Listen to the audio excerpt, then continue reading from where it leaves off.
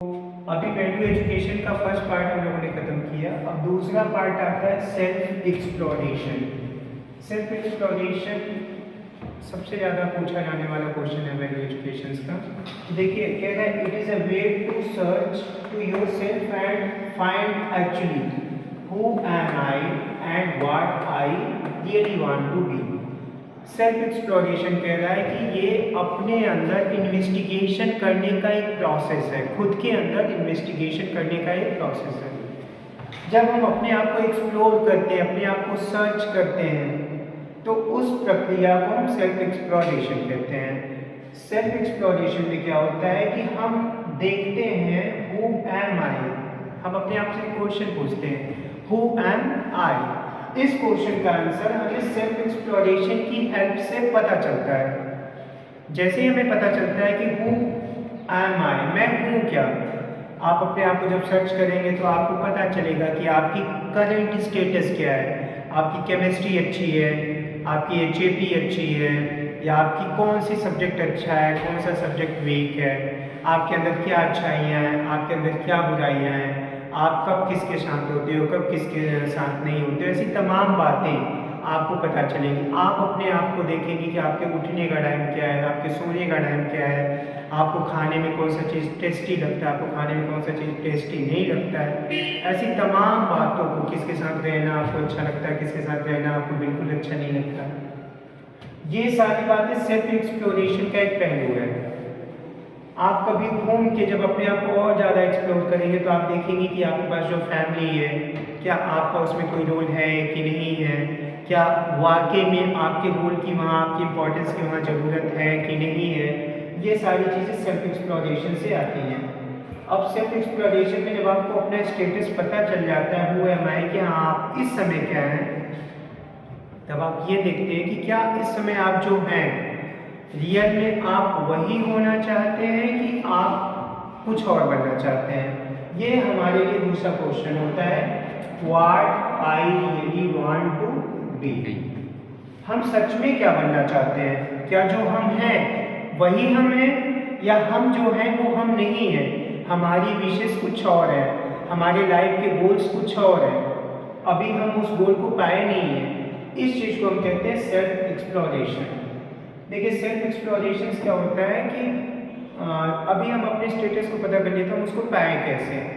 इसको पाने के लिए एक जो तरीका होता है उसे बोलते हैं process of self exploration. Process of self exploration.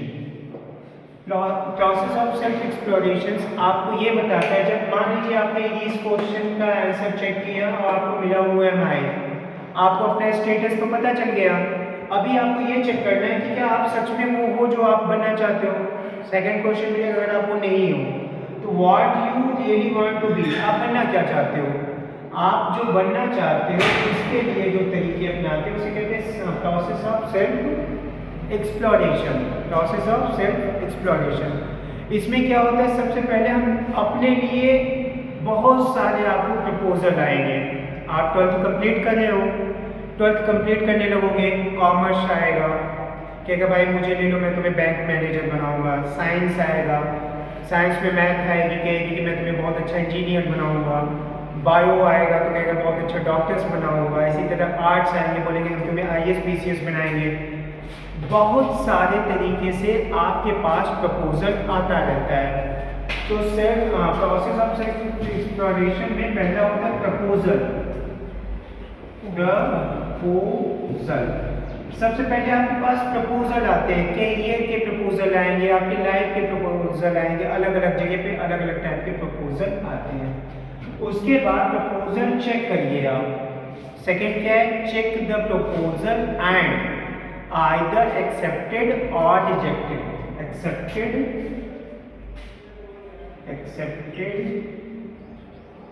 rejected। देखिए होता है क्या कि जब आपके पास बहुत सारे, ये पॉइंट आपकी ज़िंदगी का सबसे इम्पोर्टेंट पॉइंट होता है, क्योंकि यहाँ पे जब आपको बहुत सारे प्रपोजल आते हैं, इंजीनियरिंग का, डॉक्टरी का, IAS का, PCS का, टीचर का, बहुत सारे जब आपके प्रपोजल आते हैं तो आप उनको टाइम दीजिए। टाइम देते समय ये ध्यान रखिए कि जो प्रपोजल आपको आ रहा है, कौन सा प्रपोजल आपके आसपास उसके रिसोर्सेज मिलेंगे कि नहीं मिलेंगे। बिना संसाधन के तो आप प्रपोजल नहीं कंप्लीट कर पाएंगे।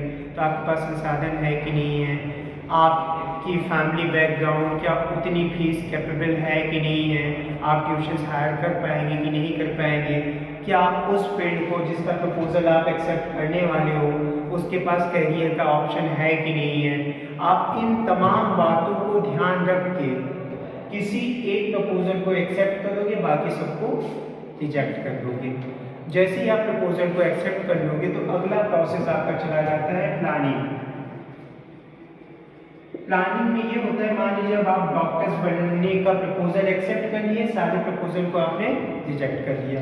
तो जैसे डॉक्टर बनने का आपका जो प्रोजेक्ट है, जो प्रपोजल है वो एक्सेप्ट हो गया, तो आप प्लानिंग करेंगे कि हम क्या कोर्स करें कि हम डॉक्टर्स बन सकते हैं। तो ये होता है आपका प्लानिंग। प्लानिंग के बाद क्या होगा, अप्लाई होगा। जैसे ही आपका प्लान अप्लाई होगा फिर लास्ट में आपका रिजल्ट आ जाएगा। अगर आप अपने प्लानिंग को, मान लीजिए कि आप डॉक्टर बनना चाहते हैं, तो जाहिर सी बात है आप MBBS की प्लानिंग की है और कहीं ना कहीं MBBS कॉलेज में एडमिशन ले लिए। जैसे आप एडमिशन कॉलेज में BBS कॉलेज में एडमिशन लेंगे, उस टाइम में आपका क्या होगा, कहीं ना कहीं आप डॉक्टर बन जाएंगे और आपका सेल्फ एक्सप्लोरेशन जो था वो आपको प्रपोजल की हेल्प से डॉक्टर का एक्सेप्टेंस लेके आपको डॉक्टर बना देगा और इस तरीके से आप एक प्रोफेशनल पर्सन बन जाएंगे। अब अगला जो पॉइंट्स आता है वो आता है राइट अंडरस्टैंडिंग। फर्स्ट यूनिट का सबसे ज़्यादा पूछा जाने वाला जो क्वेश्चन पॉइंट है वो है राइट अंडरस्टैंडिंग। देखिए राइट अंडरस्टैंडिंग क्या कह रहा है, a kind of activity that is naturally accepted by people is called right understanding. ये कह रहा है ऐसी कोई भी एक्टिविटी जो नेचुरली एक्सेप्टेड हो, मतलब कि पूरी दुनिया जिसको आसानी से मान ले, किसी को कोई ऑब्जेक्शन ना हो। आप ऐसे कोई भी काम करिए जो करते समय, फैमिली को बताते समय आपको जरा सा भी मतलब किसी से छिपाया ना जा सके, वो सारी एक्टिविटी आपके क्या कहलाते हैं, राइट अंडरस्टैंडिंग। मान लीजिए कि आप कुछ गलत काम कर रहे हो, आप लोगों को बता नहीं सकते, जैसे कोई चोरी करता है, अब पता चला किसी ने किसी का सामान चुरा लिया, उसको बता नहीं पा रहा है। इसलिए नहीं बता पा रहा है क्योंकि वो नेचुरल एक्सेप्टेड नहीं है। उसको पता है कि चोरी करना, किसी के साथ बदतमीजी करना, किसी के साथ गलत करना, ये सारी चीज़ें, मर्डर करना नेचुरल एक्सेप्टेड नहीं है, राइट अंडरस्टैंडिंग में नहीं आता। तो ऐसा कोई भी काम जब आप करने जाते हो, पूरा समाज, पूरी सोसाइटी, आपकी फैमिली, यहाँ तक कि आपका जो इंडिविजुअल, आपकी जो आत्मा है वो भी उस चीज़ को एक्सेप्ट कर ले तो कहलाती है राइट अंडरस्टैंडिंग। अब राइट अंडरस्टैंडिंग के भी अलग अलग लेवल होते हैं। क्या होते हैं इसके अलग अलग लेवल होते हैं। राइट अंडरस्टैंडिंग को भी हम 4 लेवल में डिवाइड करते हैं। पहला होता है इंडिविजुअल लेवल। पहला क्या होता है, इंडिविजुअल। दूसरा होता है सोसाइटी लेवल, फैमिली लेवल। तीसरा होता है सोसाइटी लेवल। फोर्थ होता है नेचर लेवल। देखिए ये राइट अंडरस्टैंडिंग आपको बताता है कि आप जब कोई काम करने जा रहे हैं तो ये देखिए इंडिविजुअल लेवल पे वो काम सही है या गलत है।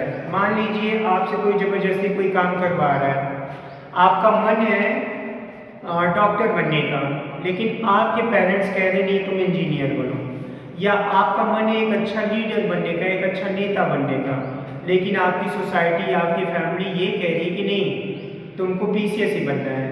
तो कहीं ना कहीं ये इंडिविजुअल लेवल का जो राइट अंडरस्टैंडिंग है वो खत्म हो जाएगा। तो ये बंदा वो नहीं अचीव कर पाएगा जो उसको चाहिए।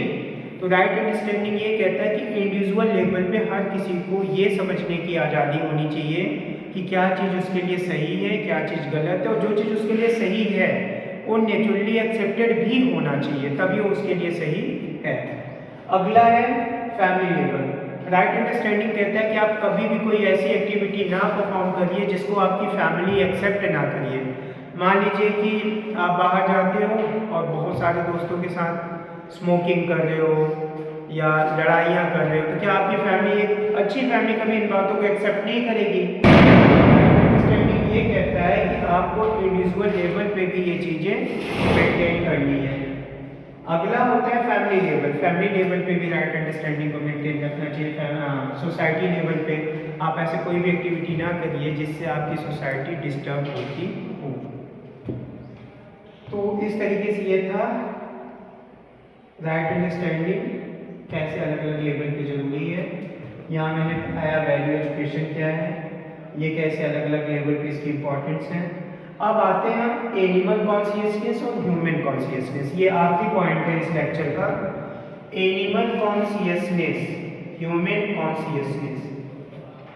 देखिए राइट अंडरस्टैंडिंग से दो चीजें निकलती हैं, एक होता है एनिमल कॉन्शियसनेस, दूसरा होता है ह्यूमन कॉन्शियसनेस। देखिए animal consciousness, human consciousness right understanding का एक इंपॉर्टेंट फैक्टर है। राइट अंडरस्टैंडिंग में दो चीजें आती हैं।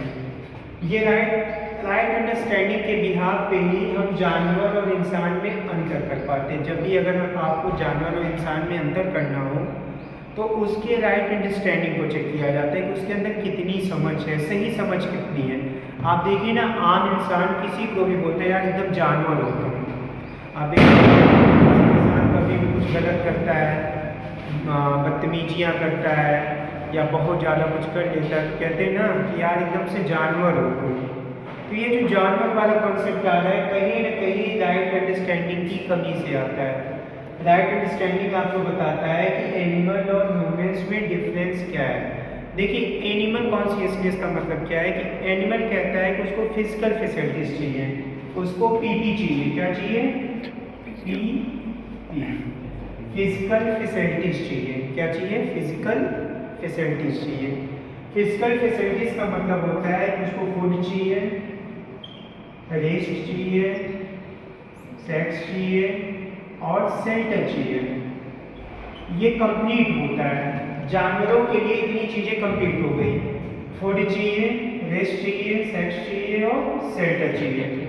तो जैसे जानवरों को, एनिमल्स को इतनी चीज़ें मिल जाएंगी तो उनकी लाइफ एकदम से कंप्लीट हो जाएगी, उनकी नीड फुलफिल हो जाएगी। दूसरी साइड में ह्यूमन कॉन्शियसनेस, इसको पीपी तो चाहिए, फिजिकल फैसिलिटीज तो चाहिए, साथ में इसको क्या चाहिए? हैप्पीनेस चाहिए, प्लस इसको क्या चाहिए? रिलेशनशिप चाहिए।